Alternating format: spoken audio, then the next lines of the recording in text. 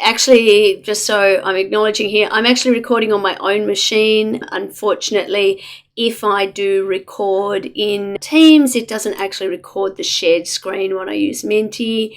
Learned that one the hard way, but I'll hit the record and transcribe button because that can be useful to people along the way.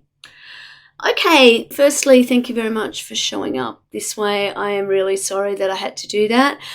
Given that we're getting quite a lot of people coming to class and so few turning up this way, clearly working online is not what you want to be doing. That would be my guess here, and I'm really sorry that I needed to do this. I just don't feel that it's responsible to turn up when I am contagious. So I'm not going to do that, but I'm glad I'm well enough to not actually have any kind of problem with presenting, well, other than the usual problems that I have. So this week we're going to talk about contract law and actually think about contract law in the context of AI, big data and blockchain. Clearly that means we're going to talk about smart contracts, and we'll also look at the ways that people can use contracts to allocate risks between the parties. But we'll start with a pretty robust look at, well, what contracts are and how to recognise them in Australian common law. As usual, there's a lot of material on Canvas, and I'm hoping that you are working your way through it. So before we actually start, that is supposed to be hidden, I'm going to merge, as I always do, afternoon responses with the morning responses. But where's your head at right now? Good way for you to get in. There are only we've got 4 of you in the room. There were 3 responses to start off with. So let's see if we can get to 7 at least to just get a sense. And a lot of this will be working as a quiz. Now, actually, somebody, if you can turn your microphone on and tell me, my understanding is that when I use Menti in Teams this way, that you don't even have to go into the Menti. You can just participate directly on your screen. Is that right?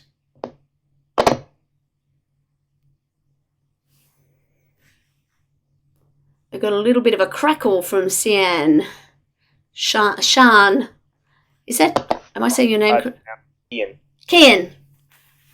Kian. So am I right? Is that working the way I'm expecting it to? Yeah, we can use Menti through Teams. Good to know. Thank you. Unless somebody else presents the way I do, I've got no real sense of what it looks like to be on the other end of a Kath Nolan presentation. I don't want to waste too much time here, so let's have a look. It would be great if you can just join in. A couple of people are excited, or at least not unhappy to be back. I haven't got anybody saying it's terrible. I'm really sorry that people didn't have a good break. Breaks are really important, and I think that this is something that we need to work on. I did my best to leave you alone during the break. I hope others did as well. The answer to the third one doesn't surprise me, because one of the benefits of us using Cadmus is we're going to see when people are working on their assignments, how long you spend working on them, how that process evolves. I think that's really important to us because it's actually, I know nobody's going to feel sorry for me, right? But it's actually really hard to write a good assignment task that has a good balance between, particularly a formative assessment task like these, where part of the activity is really designed to help you apply what you learn and also do your own research and to think about it contextually. But I've got no real sense of how long it takes people to do these assignments. So while, you probably don't want to be investing your time to help future students, using Cadmus is one of the ways that we can see that. But one of the things I can see is that very few people have started, and it does have a system inside it where I can start alerting people, but I'm very reluctant to use that in your assignment actually because we've got 2 portals. So it's going to trigger everybody at one level because you'll either pick one or the other. The RMIT referencing. God, I'm having a day. MIT referencing or AGLC4 referencing, and depending on which one you pick, you won't have even looked at the other one, so it'll trigger an alert. But I am very happy to help hold you accountable. So what I will start doing is just in our announcements, I'll just give some overview where I'm seeing that people are up to. And I'm glad some people have been following the news about AI, big data and blockchain, because quite a lot of stuff has been happening, some of which is going to be directly relevant to your assignments. So after today, when I circulate the recording, I'm also going to send some information to you about some of the things that are in the news that I want us to talk about. So let me have a look. So, things in the news. Drum roll, please. Actually, Ken, I think I'm going to mute you if you don't mind for now, because I'm getting an echo back from you. And I'll do the same with you. There we go. So one of the things that happened at the beginning of this week, on the 5th of September, so 7 days ago today, I guess, is we had the release of the policy paper, an overview paper or proposal paper issued by the Commonwealth Government in relation to mandatory guardrails for AI, artificial intelligence, in high-risk settings. And ultimately this has got 3 sets of objectives here. I've just realised that that's going to be annoying if I have my notes there. 3 sets of objectives. It's about addressing the risks and the harms from AI in what they describe as high-risk circumstances. It's about building trust, and it's about providing business with greater regulatory certainty. I'm going to send you a link to the paper. You're thinking, I don't want to read a proposal paper. It's actually quite short and it's really useful. And I think that as looking at your assignment from the perspective of a business is looking at using a particular form of a technology. One of the things that you need to think about is, what is the law likely to look like in relation to this technology going forward? And this it's a gift, really. It's one of the best ways to go through and think about whether or not the law is likely to change, how it's likely to change, what it's trying to achieve. And so you can approach it from an Adam Thierer point and think of it as like, actually, regulation bad, innovation good. We need to have this permissionless space to innovate in. You might think about it from the point of view of somebody like Lon Fuller, thinking about how does the law work? How do we make good laws? And how do we ensure that we get the balance right here? But your main focus is going to be, as a business, how do we make sure that we're not setting ourselves up to fail? Either setting ourselves up to be non-compliant because we can predict what the future is going to see, or setting ourselves up to have significant costs in the future in some way, and thinking about that. I think that's going to be a really useful resource for you. Just a couple of things to just try and help you focus on how it's going to be useful. This is a screenshot taken directly from that report, looking at the actions that the government's taking to support safe and responsible AI in Australia. Now, you don't have to agree with these, but understanding what the methodology and what the approach is going to be useful. And you have some frameworks right from the very beginning, Lessig, Fuller, and Thierer, to think about, are we making good law here? Should we be making law at all? So I'm just admitting people in as I see them. The other oh goodness me, it's just admit. Oops. I don't know where Jordan went, but I'm sure I lost them before I had the opportunity to hit. Anyway, we'll see what happens. One of the ones that I think, one of the reasons why I wanted to point this out is government as an exemplar. So part of the strategy is about, actually, we're thinking about what the law needs to be, what the risks are, but the proposals are essentially saying that the government itself needs to take the lead and drive how AI is used, what risks are acceptable and not acceptable. And so one of the other things that happened in the last 12 days is from the 1st of September, the Australian Public Services Responsible AI policies came into effect. And I'll send you a link to that with cleanup from this tutorial today. But again, that might be a really useful document for you to look at and think about the ways in which that approach is being taken to minimize risks. Does anybody have any questions, concerns, frustrations, contributions to make here?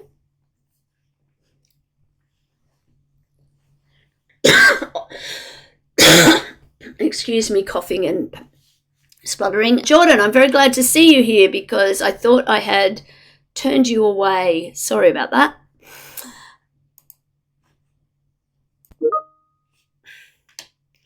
So another image from the report, partly just to entice you to have a good look at it. I think this is a really useful kind of way of thinking about where are we in the AI life cycle for the particular technology that you're interested in exploring for assignment 2. Where are you at the design stage? Are you training it? Are you testing it? Or are we in some sort of deployment? Because the risk and the consideration, are different at each stage.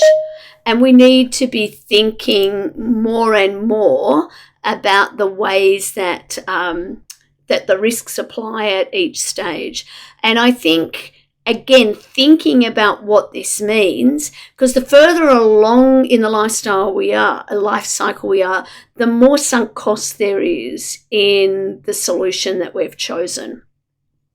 So thinking about the risks and the mitigations and what the legal considerations are at each stage is going to be fundamental to getting this right. So questions, concerns, frustrations? Because I think let's get into a quiz and see what we understand about the law in relation to contracts in Australia. I'm just going to close my door while you're getting settled there.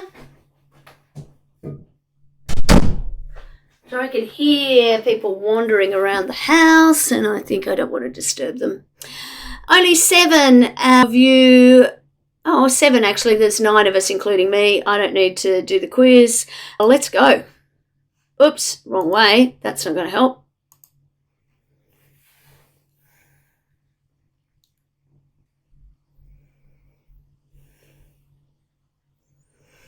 Okay, so most people recognise that when we're talking about the elements of a contract, we're talking about the legal elements that we need to see in order for a contract to exist at common law.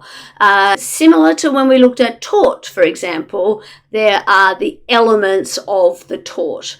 When we look at crime, we will need the elements of a crime in order to demonstrate that a crime has in fact taken place. So privity here is relevant because we can't have a contract without having parties, but the doctrine of privity itself is about who can sue or not sue on a contract. It's not, privity of contract itself is not an element. It's a doctrine that helps us understand. Mens rea is really, it's a Latin term. It's more relevant to crime, and it's really about what the intention of somebody, the reason or the thought process behind doing something. So intention to create legal relations is a really key element, and it's probably at one level it's one of the most boring ones when we're studying contract law as a universal commercial question. Intention, it sort of feels like it goes without saying. A lot of the cases are really old. They're cases about family members or church members, similar things like that. And the question becomes, ultimately, it's fairly easy to demonstrate intention under modern Australian law. And the question really becomes who's has the duty to identify whether or not there is an intention to enter into an agreement. Where I think it's particularly interesting for us to think about is particularly when we're using automated systems, artificial intelligence systems, that we are delegating responsibility for making decisions to, then we need to be thinking about whether the intention is that those systems should have authority to bind us, to bind the company, to enter into agreements on the company's behalf. And what happens when we end up accepting contracts or entering into agreements that a human would have said no to, but a technology has said yes to, perhaps for reasons we don't understand? Or on the other side of that, particularly, so many of you have demonstrated that you're really interested in inherited bias in AI systems. If somebody is saying, no, I'm not going to lend money to you because of the color of your skin or your sexual preference or your gender identity, and we haven't realized that that's because of those biases and ending up taking on responsibility under another area of the law.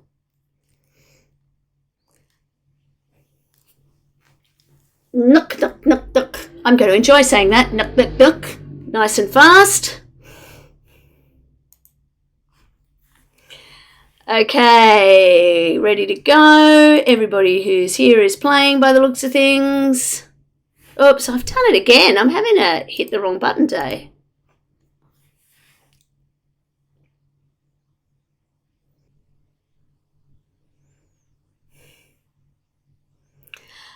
Everybody's on the same page. Clear, definite statement of terms that are intended to be binding. So this is what an offer is.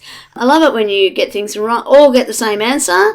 Now, does anybody have any questions about this? Because I'm going to assume you got the right answer, that we understand that that's what it is. Let's see what that impacts, how that impacts us.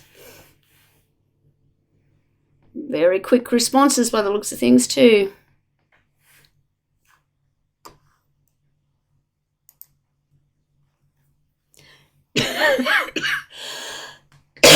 Excuse me.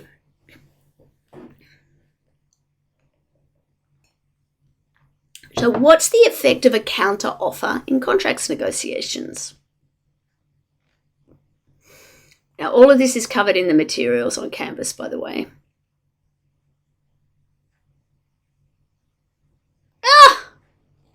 Okay. You guys are on it. Maybe morning people are sleepier. Well, we had to spend a little bit of time talking about this. I include this question on purpose, particularly because I'm dealing with a whole lot of business people. And the reason for that is that it tends to be the one thing that I wish my clients understood, because there have been a number of times in particularly complex negotiations where we're so close to getting there, and it turns out that your client is going back and saying, yeah, look, we're 99% of the way, but I want this one change. And then getting really upset when they hear back, nah, it's all off. And they say, okay, well, we'll agree to that. We'll remove our objection to that one thing we want to changing. And the other side saying, no, too late.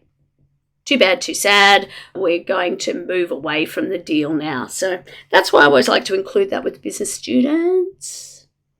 Let's see. I'm liking the name of that, Maverick there. I once was negotiating some very, very complex cybersecurity contracts with a bank based in Singapore, and the name of the head of security was Maverick. That was their first name, and I just found it hilarious every time. I couldn't let it go. Still haven't, 15 years later.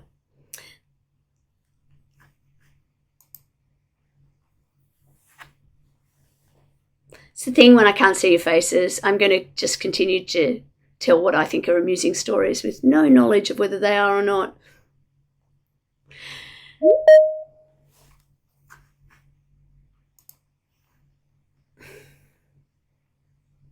Hey, welcome. Not too late to join our little quiz, our little Menti. Okay, Okay, a little bit of a more spread. So we had a spread. Can't speak English today. So acceptance and no, I've done it again. I thought I'd fix this one. Acceptance does not need to be in writing. That is not. Oh, it is. That is actually the right. I have fixed it. We're all good. So this is not required for valid acceptance. Acceptance can be in any kind of format, but it needs to be made unconditionally. So I think acceptance must be unconditional and acceptance must correspond directly to the offer. Both of them, they're different ways of saying the same thing, and they're key to understanding the concept of agreement.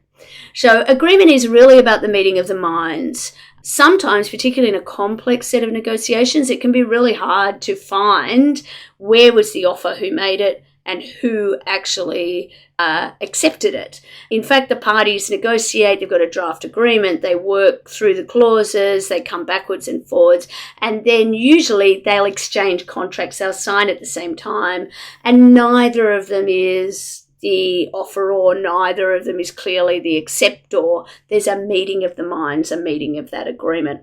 But acceptance, so even if we've got that meeting of the minds, we don't need to have anything in writing in order to have a valid acceptance.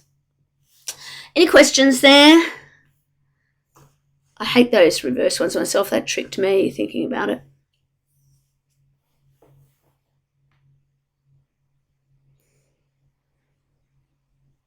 Oh, an adjustment. An adjustment. Alrighty, let's just make sure that that is hidden. Yep. All right. Denzel Washington there. If it's a very old movie, Philadelphia, with Tom Hanks. Worth a watch. But one of the things I really liked about the character Denzel Washington plays is he actually gets us to explain. He keeps asking people to explain things to him like he's a 4-year-old. And this is going to be key to assignment 2, because part of what you are doing is taking some really complex ideas. You're going to communicate them to your boss in a way that helps them communicate to a group of people who know nothing about them. And the more clearly you can explain something, the more confident I am that you understand it. So this time around, I'm looking for you to explain what consideration is. And we had 4 in there already. So I'm just going to give you, let's see how many we get if I give you a minute.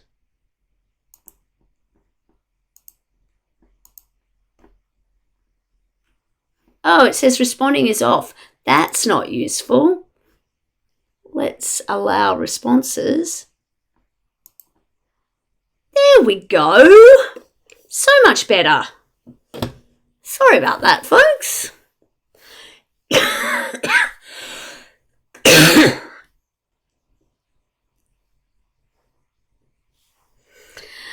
Thanks, Lockie. Good to have you. Sorry about the timing. There'll be a recording for you.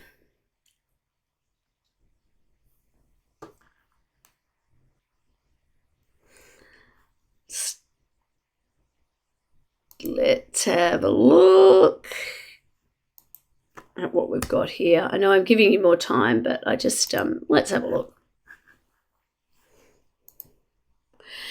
The price that's asked for the promise or in exchange for their promise. The price for a promise.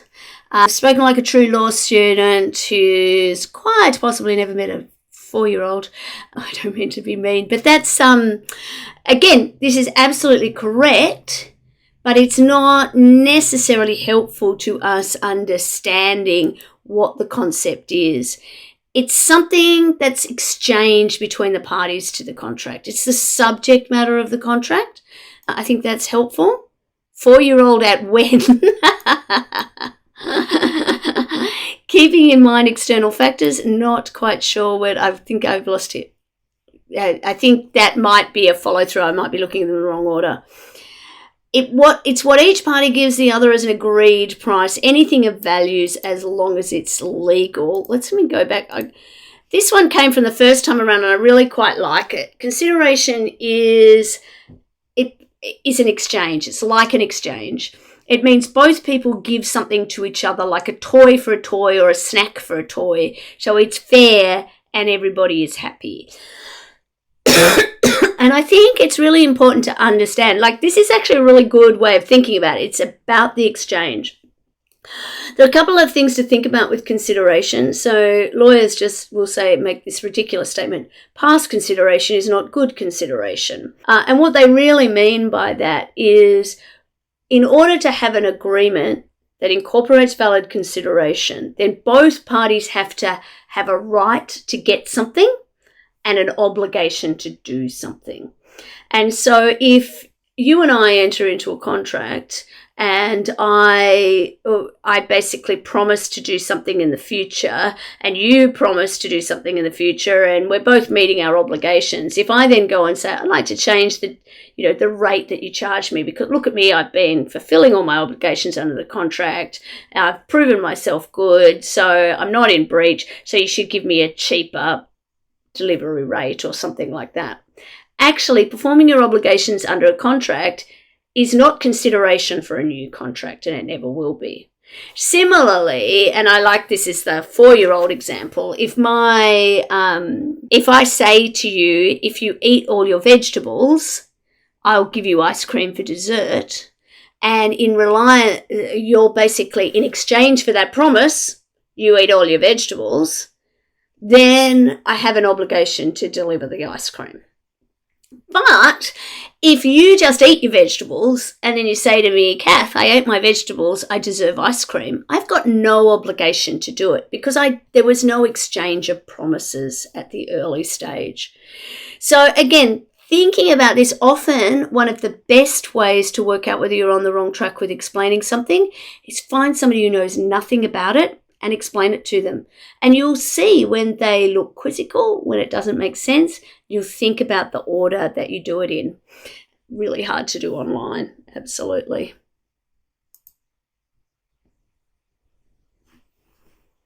Okay, only 4 of you ready to play at the moment. Please join in if you haven't already. We've got 7 students in the room. So you should be able to play directly in Teams. There we go.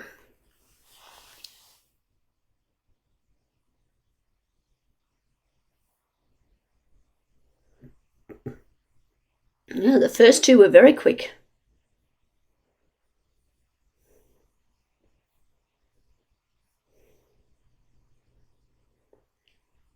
Oh, I fixed that. The first 2 were very quick and correct, but you're not going to get any points for it. Sorry about that. That's me. I thought I'd fixed it, but clearly I hadn't.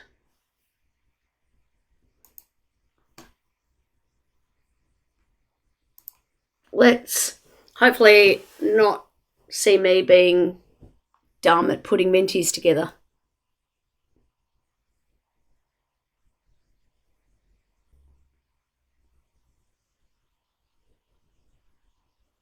Have some value in the eyes of the law. Now, this is really important to understand. One of the things that courts will do is determine whether a contract exists.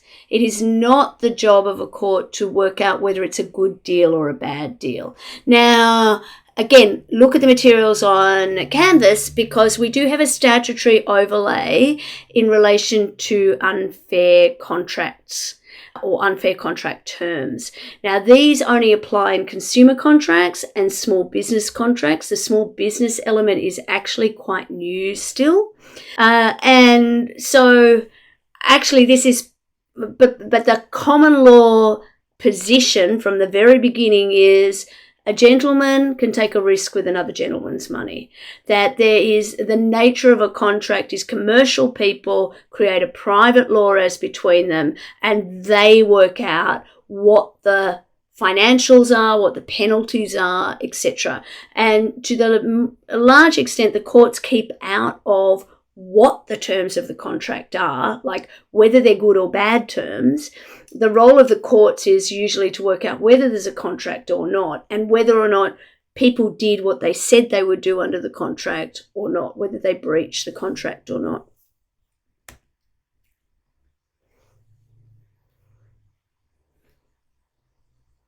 Little bit of a change around. So, okay, Australian common law requirements. So I think this one slide, I think I prepared it for this today. There might be a version of it in the pack of contract law slides for the pre-recorded lectures. I think it could be a consolidation. But what is really important to remember is that at common law, we need to have these 4 elements. Failure of any one of them means that we do not have a binding contract. The next part of contract law, the overlay in relation to privity, for example, the formalities that might be involved, these are about whether the contract can be enforced and how we interpret the contract or make sense of it. But we need to have these elements for a contract to exist. Everybody's ready.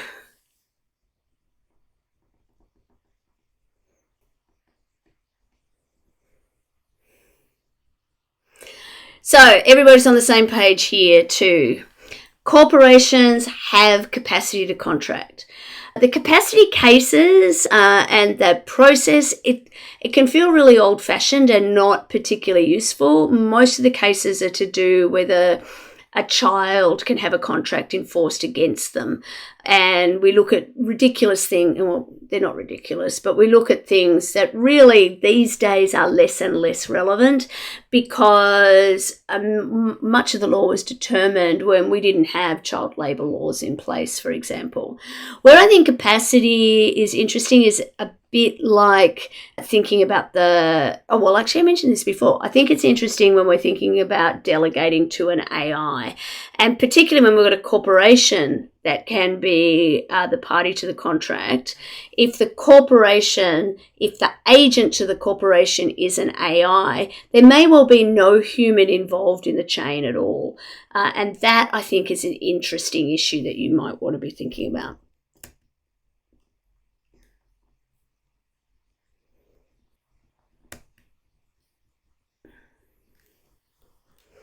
Okay, let's do the next one.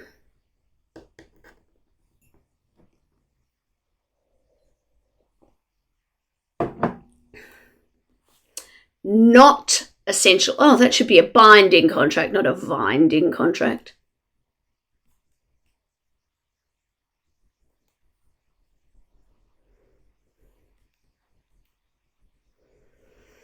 Okay, so written document is not essential. Okay, essence of a contract is those 4 criteria that I showed you on the slide. Agreement, usually but not always made up of offer and acceptance. We need an intention to enter into a legal relationship. We need certainty as to the terms, as to the scope of the arrangement, and we need consideration and exchange of promises and exchange of obligations. None of those things are a written document. So let's actually feel free to put it into the chat if you want to, or if you just want to turn on your microphone and share. So if we don't need a written document, why do we have so many sets of written terms and conditions? Seems I can't buy anything online without terms and conditions. I can't go into a parking garage without there being terms and conditions on the wall. People seem to be writing them down. The only place where I'm not really seeing terms and conditions is when I walk into Woolworths or Coles and an actual physical. But clearly businesses think terms and conditions are important. If they don't need them, why are we using them?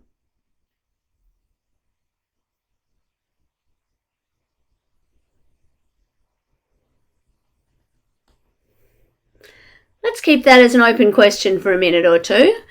Get a little bit further and see, and if somebody has something to share, that would be great, but let's just think about that as we move forward. Bit of a change. Nook, nook, nook. Back on top. Nook. So it is worth being clear that you can have a contract at common law that exists but isn't enforceable, which is actually kind of really quite confusing. So the kinds of questions that we need to be asking ourselves is this a kind of contract that we won't be able to enforce unless we meet a formalities requirement? Is the person that we want to enforce it against the client or a party to our contract? Because if they're not, we might have all sorts of problems doing it.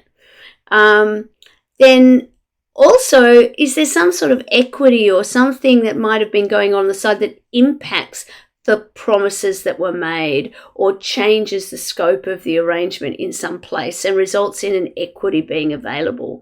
So for our purposes, one of the things that we're going to be thinking about a lot here would be the unfair contract terms regime, but also just the general prohibition against unfair, or not unfair, but misleading or deceptive conduct in trade or commerce that impacts. So if we're telling our customers something, but then actually presenting something that's different, if we're misleading or deceiving our customers in some way, it might be very difficult for us to enforce our arrangement. So thinking about what that means from a compliance point of view, thinking about what that means from a training point of view can be really useful. The other thing that I think is really important to remember is that contracts are a form of code when you think about them. In the next half, I want to talk about smart contracts in particular, but we've got these terms of art. Just as we've got code strings that will do a particular thing, we have language in contracts that are understood in particular ways. And that's often why we need lawyers to interpret the contracts. So misleading and deceptive we've talked about a bit. What I want to point out to you is the term time is of the essence. That's one that we'll see in agreements quite regularly. And essentially what that means is that if somebody has an obligation to do something by a certain time, then failure to do that will be a failure of or a breach of a condition. So you'll remember from the material that terms of contracts can be divided into 3 different types. For the most part, they're either conditions, warranties, or inanimate or intermediate terms. Now, for our purposes, let's just think about conditions and warranties. A condition is a serious part of the contract. In order for us to have certainty, all of the essential terms or the conditions need to be clear. Secondly, if somebody breaches a condition, it gives the other party the right to terminate the agreement, even if they didn't suffer any particular damage. Where a breach of a warranty will only give rise to a right to receive damages or compensation. And so a term like time is of the essence, which has been judicially interpreted over and over again, if we just throw that into an agreement, then we could end up with all sorts of unexpected consequences if we didn't understand what that meant. We can literally only be seconds late with paying an amount of money and then lose our deposit and get nothing back. The other thing that's worth actually also remembering is there'll be sorts of terms in contracts that are defined by statute and they don't necessarily mean what we thought they would mean.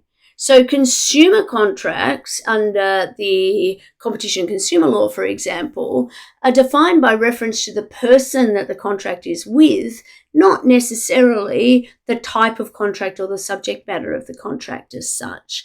And references in legislation to writing will include things like computer code.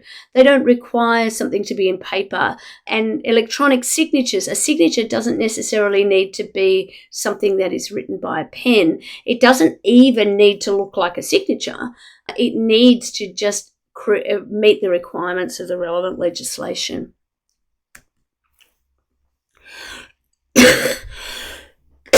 Oh, excuse me. Problem is I've hurt my back as well, and so every time I cough, I'm in all sorts of pain.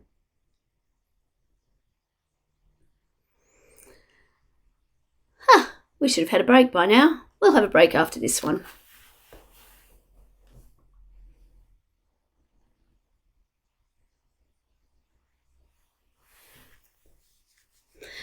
we're moving too fast today. So, key similarity between smart contracts and common law contracts is both of them involve agreements between parties that can be legally enforced. Again, not all smart contracts are contracts as a matter of law, but most smart contracts are often set up in an environment under a contract anyway. They're essentially a set of code that will execute in a particular way at a particular time. And we're running a little bit ahead of time, but there's quite a fun exercise to do once we've got through smart contracts. I think that if we can take a 5-minute break, that will save my voice, and I'll come back. I'm going to turn my camera off and microphone off for 5 minutes, and we'll go from there. In the meantime, if you've got questions, concerns, just sing out.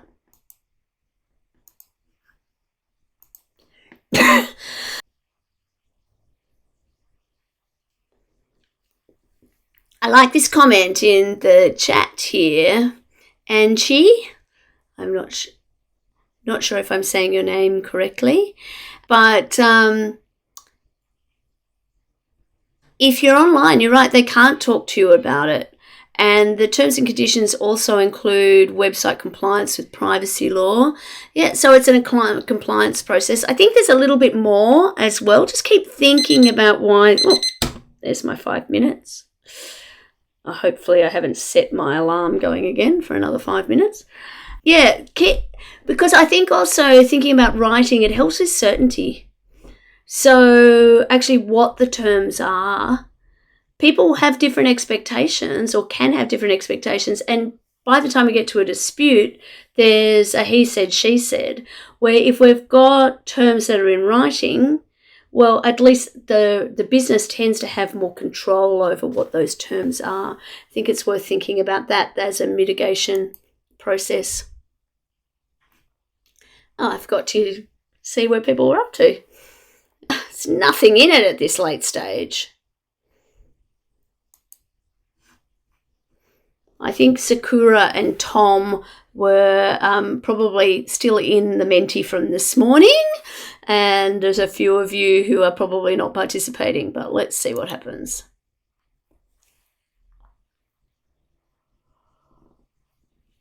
What's a major difference between smart contracts and traditional contracts?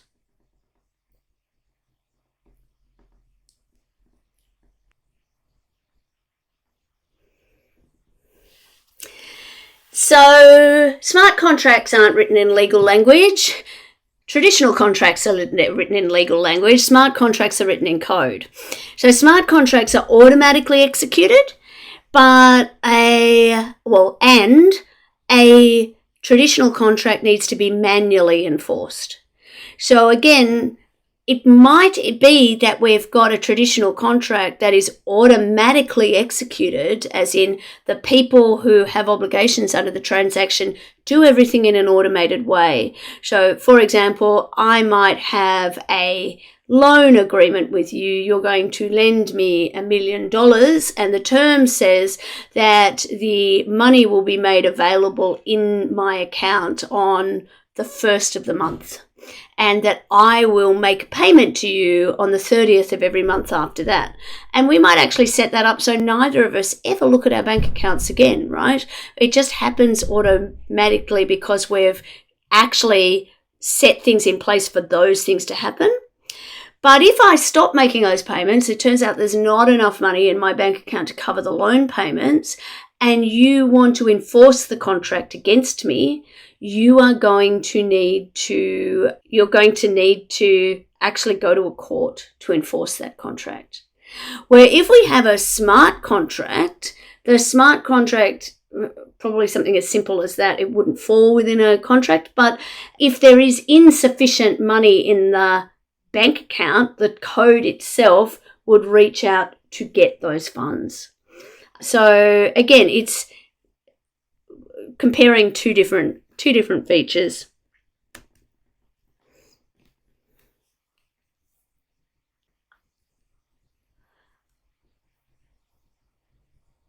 Excellent. So this slide does come from the material that I spoke to in the lectures.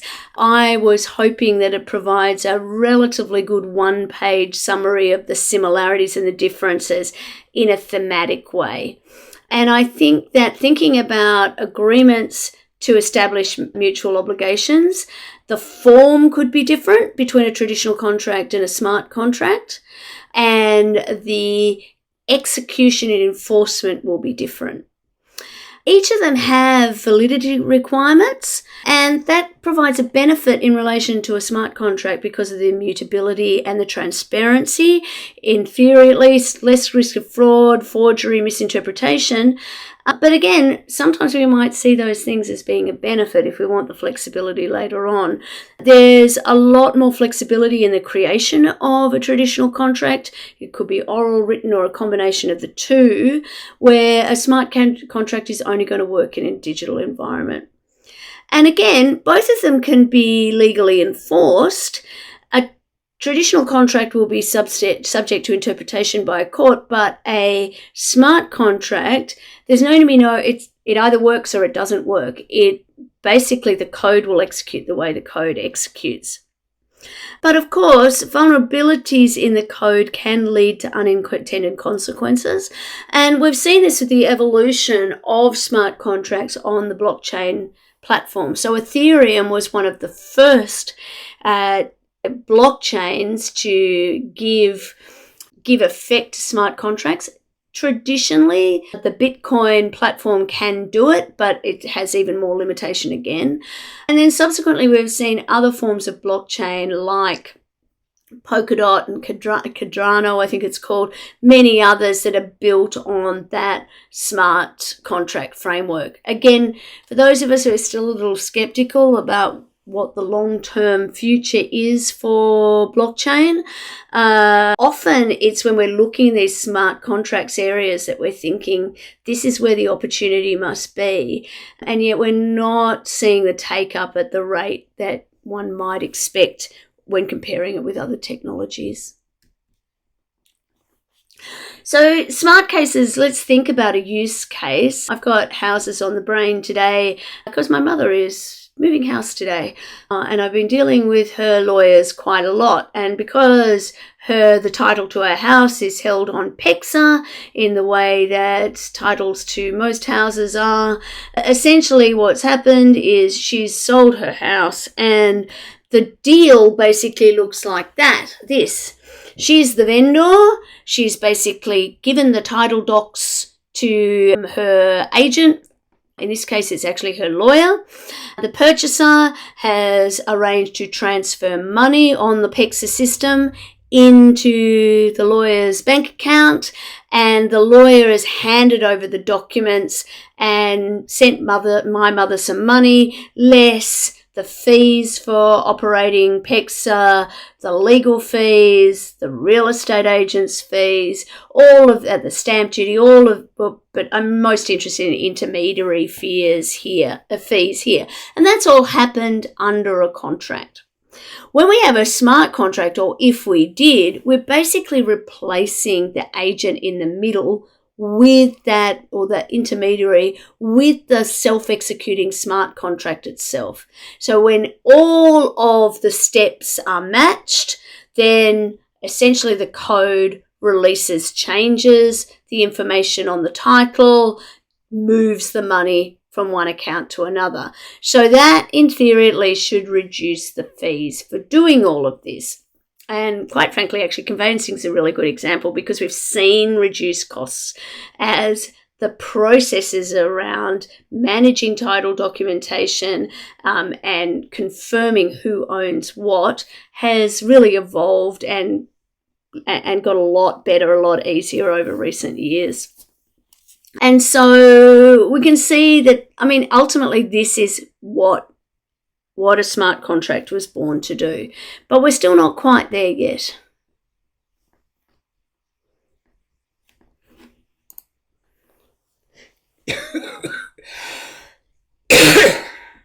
Excuse me.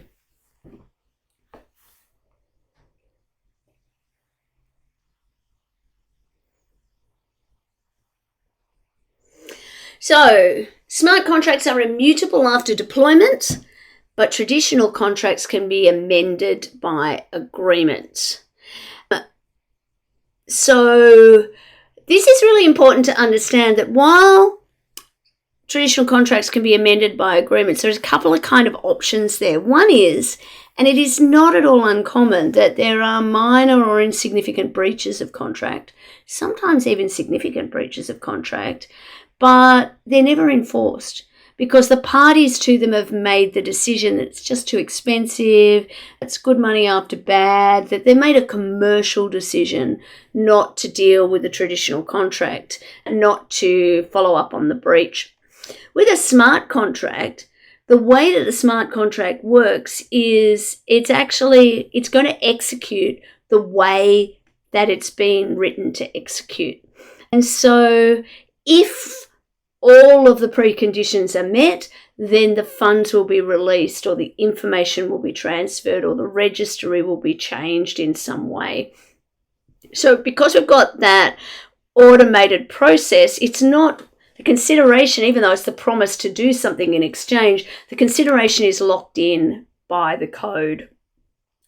When it comes to an existing agreement, a traditional contract, and the parties decide that they want to change the agreement in some way, technically they can only do that if there is fresh new consideration. So if you and I have an agreement between us and I'm going to do something for you, I'm going to deliver, I don't know, hand sanitizer to you in every month.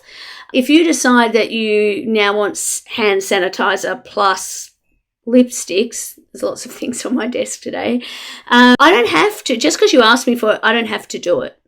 And so effectively we need fresh consideration. Now again, consideration just needs to be something of value. So if you and I agree to make that change to our contract going forward, we need some fresh consideration for that new promise. But again, that's what agreement means, right? We need to have an enforceable agreement, and that enforceable agreement could be amending our existing agreement. Oh, sorry. Let's see who's on that leaderboard. Moved around.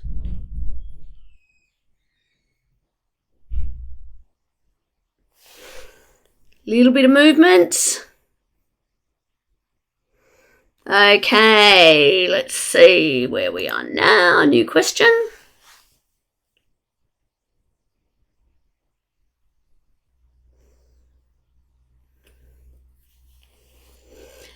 Okay, so a traditional contract can be interpreted by a court.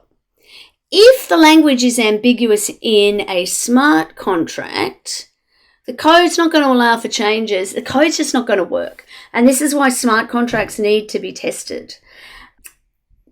And we were just talking about renegotiation. Ultimately, we can't have an ambiguous smart contract. It either works or it doesn't work. It's a binary outcome, and they needed to be tested. And ultimately, renegotiation requires effectively the termination and a brand new result. So really this is one of the key differences between a traditional contract and a smart contract is the courts are there to act as an intermediary to help sort out fights. If there's a fight about whether a smart contract is doing what we thought it would do or not, actually the code determines what it can and it can't do. I'm loving a bit of the cath there. So we've got a question coming up. Does somebody want to share what their question is? I'm not sure if I can see them. Whoops.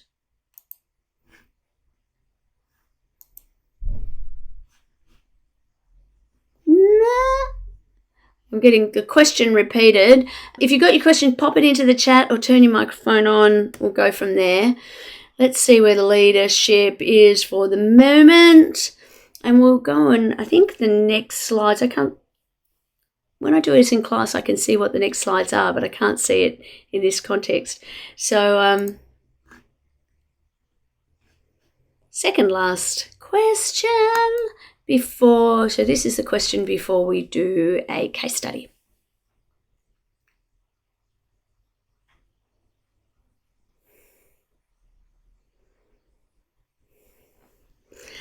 Errors in smart contracts cannot be interpreted by a court. A court, if there's an error in the smart contract, that error is going to result in the smart contract executing differently from what the parties expected. And ultimately, what's the mitigation for that? Testing. So before we actually enter into the smart contract, if it is material, what it is, if it's an important arrangement, then we need to be testing it. We need to make sure that it works. And again, our traditional contract may in fact require that testing process before the smart contract, which gives effect to the arrangement we've entered into, needs to be dealt with. All right.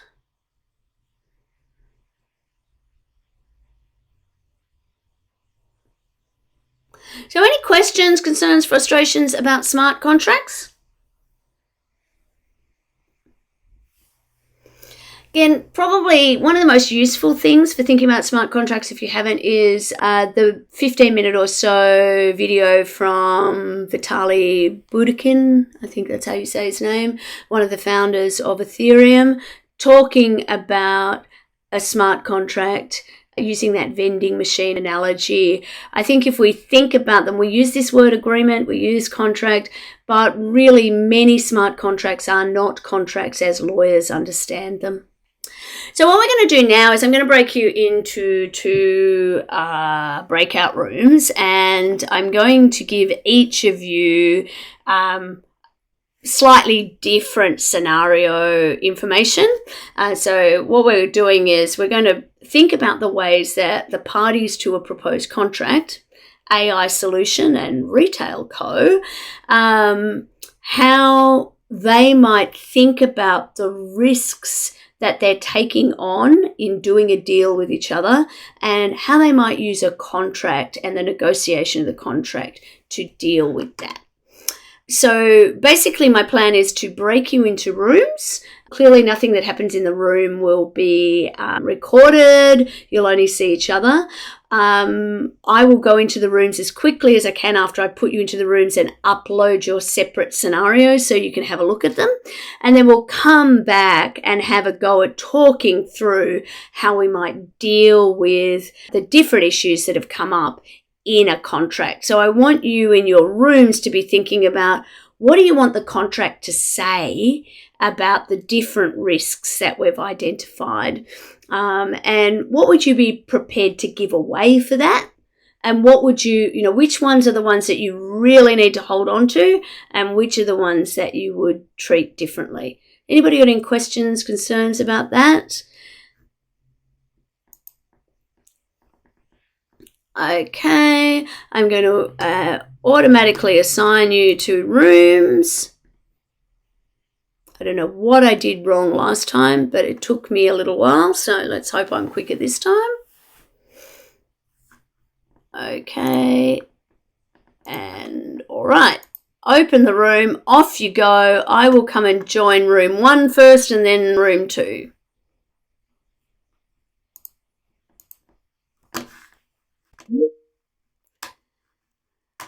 Hi there, I'm just going to upload a document for you.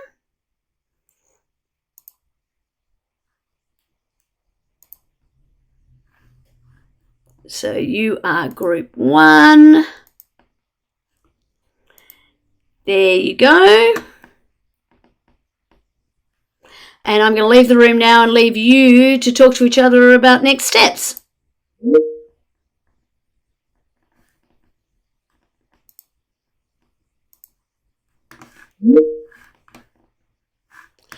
Hi there, I'm hoping that you're introducing yourselves to each other. I'm just going to add into the chat a document that will be the basis for your conversation. Just give me a second. Your group 2.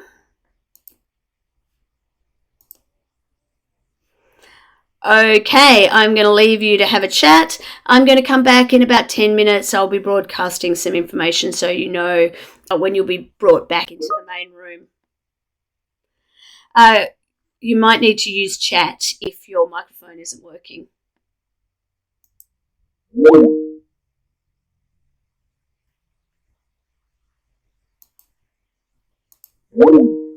Why is that not letting me leave? I don't want to be in your way.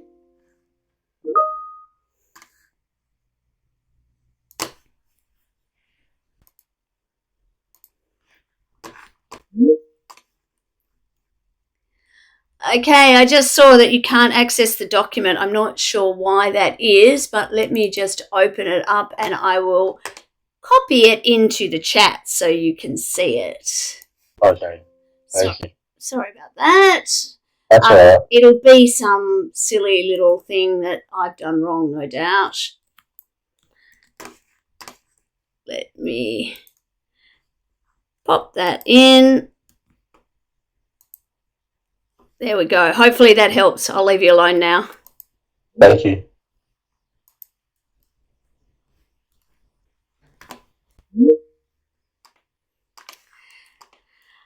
The other group, sorry I've interrupted you again, but the other group just told me that they had some issue accessing the document. So I'm just going to paste what was in your document into the chat and apologise. Sorry about that.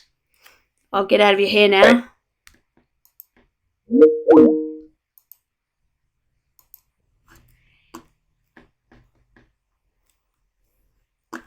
Something was going seriously wrong there, so I'm just going to move forward to get back to where I should have been.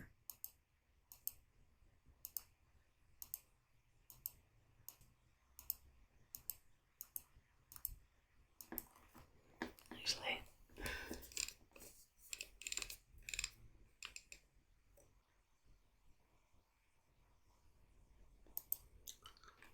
welcome back.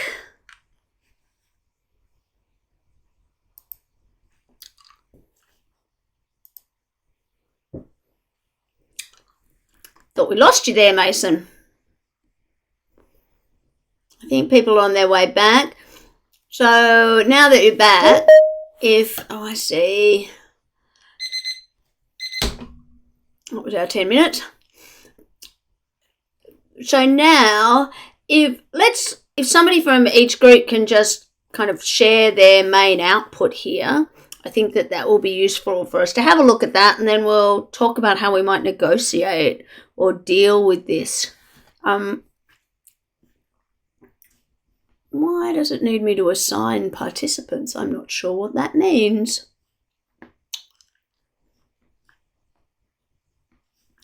Is it just down to the two of us now? 3 of us, sorry. 4 of us.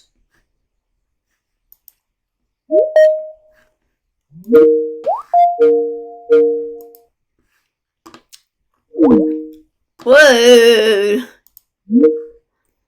What's going on here? Something's gone wrong. There was a meeting outage of some sort. I'm not quite sure what that means. I'm just going to start sharing this Mentimeter again. And we're going... So, do it in the chat if you don't want to wait for me. But it looks like we had a whole lot of people drop out. What I'm interested in is, what were the high-level things that you identified in that exercise? Really not sure what happened there. That's just really annoying. There we go. Let's go back to this one.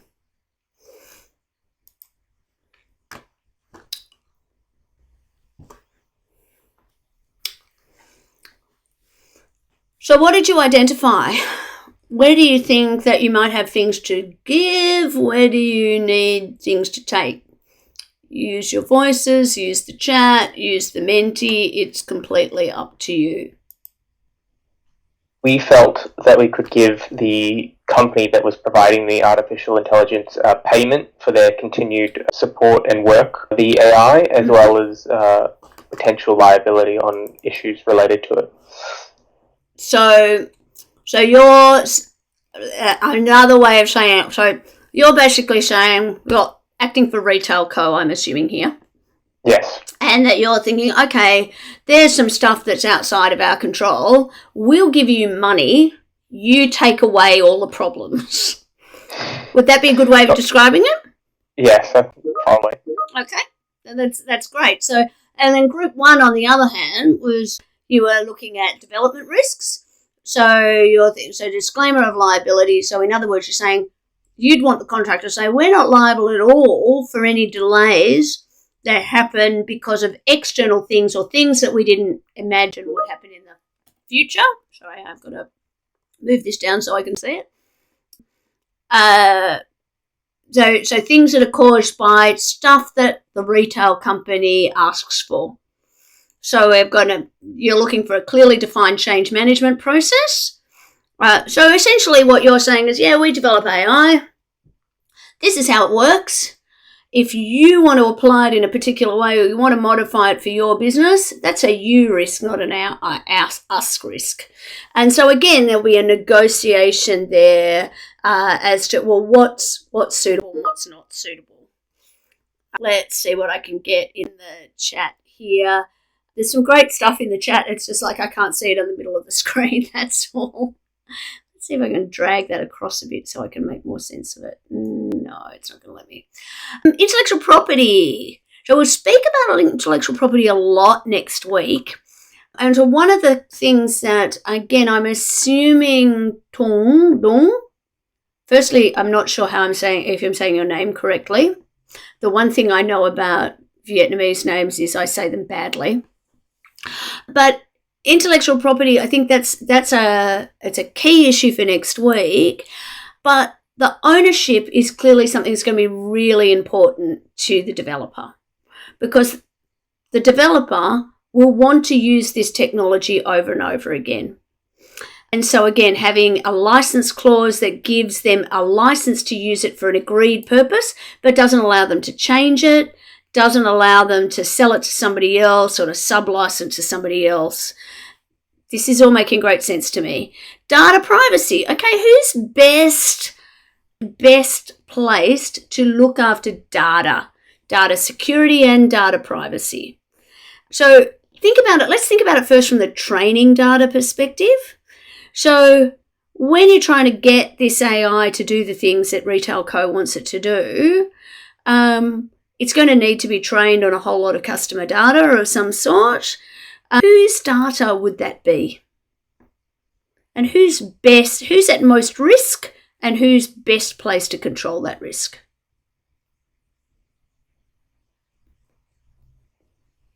There's down to only 2 of us left. So I feel like it's too mean to ask you. This happened last time too, not the spill when you came back from the rooms, but people just thought, I don't want to actually participate, so I'll disappear now. So we were going to negotiate, but what I'm going to do is take us on and instead just think about it this way. The work you've done here is great. Actually, what I can see from the writing and from the conversation, did you actually have conversations in the room? I know Dung, which I'm probably saying incorrectly. I know you can't use your microphone, so I could see that you were participating in the chat, so I'm hoping that meant other people were using their voices. Have a look at this. Often contracts, the point that I'm trying to make here is that contracts are one of the most well-used mechanisms for allocating risks between the parties. And often it's about thinking about as a party, what can I control and what do I want to push away?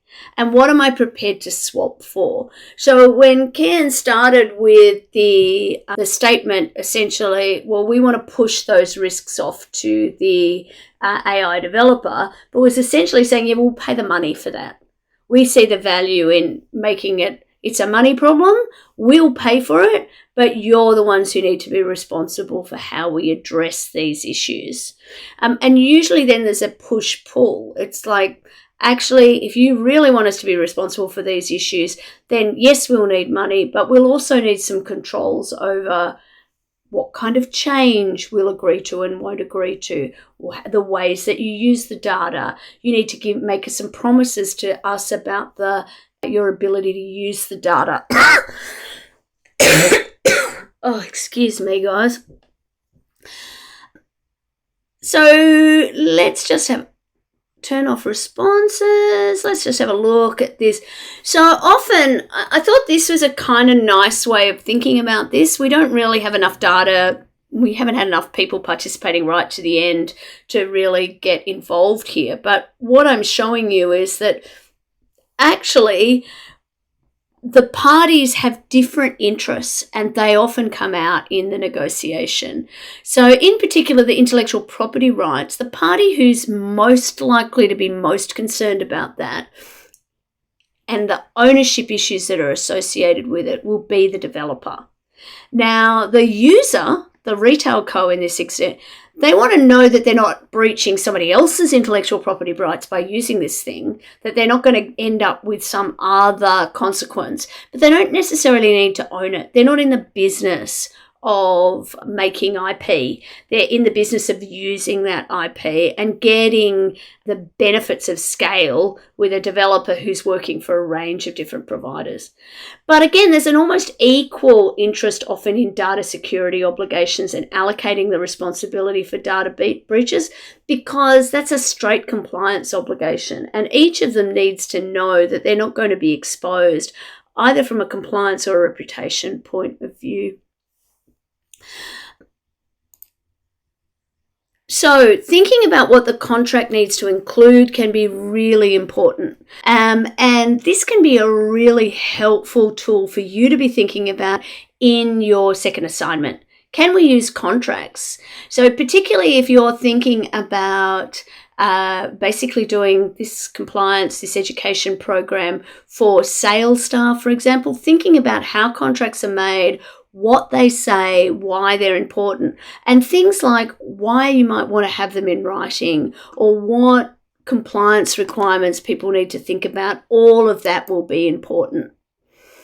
And again, I'm not going to put two of you on the spot to do that. I'm going to come up with the very last question for our quiz, and that's all I'm actually going to do for today. Only one of you ready? Surely not.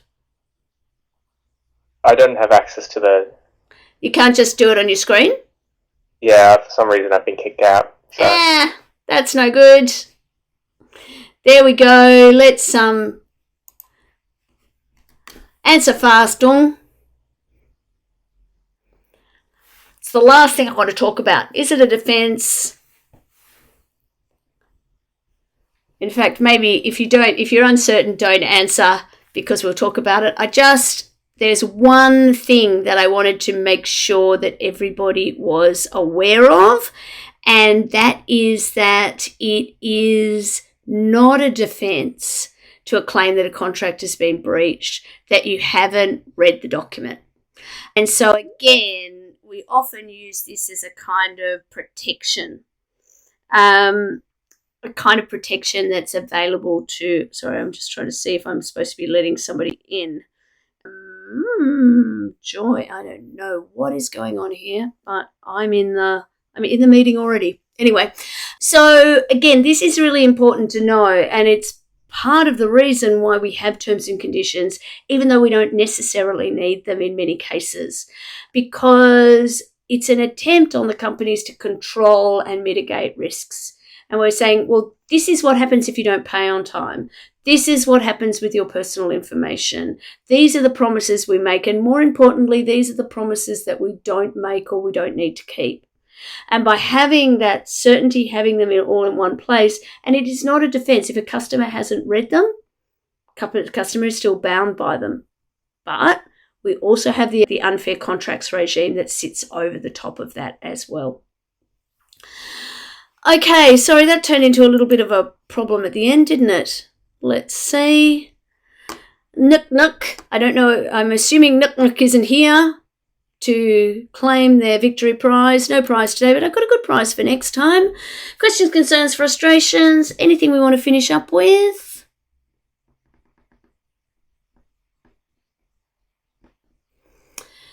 Thank you so much for your patience and dealing with me being unwell. I'm certainly not on my 100% A game, that's clear, but I think that we had the opportunity to have some interesting conversations. I'm feeling really good about where you're up to with the contract law requirements, and I'm hoping that you'll apply that into your assignments. And as always, don't forget there is an anonymous area for FAQs about assignments. I'm checking it every day. I haven't checked it yet today, but I'm answering the questions there. There are tons of resources on Canvas, and I'm pretty easy to find if you send me an email. So do that, or reach out to me on Teams if I can answer a question for you. Otherwise, I will see you hopefully not quite so achy and feeling horrible this time next week. Bye, Miss. See you later. Thanks very much.